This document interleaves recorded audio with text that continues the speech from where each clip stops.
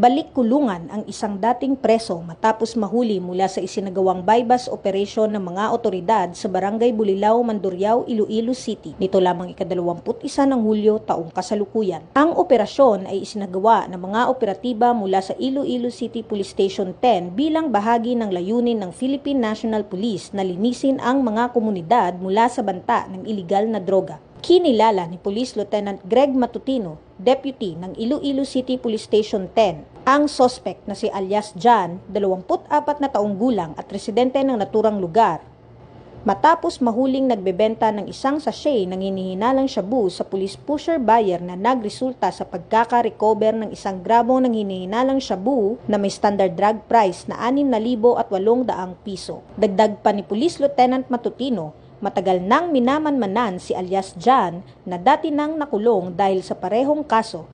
Siya rin ay subject ng isang search warrant kung saan nagresulta sa pagkakasamsam ng 39 na sachet ng hinihinalang shabu na may kabuuang timbang na 200 gramo at may standard drug price na 1,300,060 piso.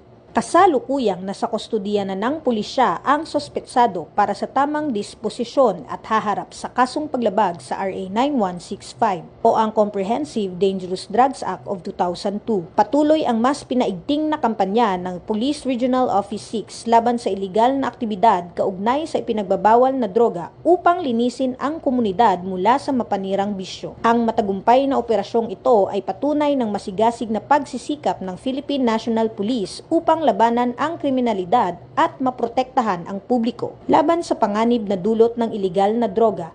Dahil sa bagong Pilipinas, ang gusto ng pulis, ligtas ka. Mula dito sa Police Regional Office 6, ako ang inyong Police News Network Correspondent, Patrolwoman Andrea Dominic Di Palobos, alagad ng batas, tagataguyod ng balitang pulis.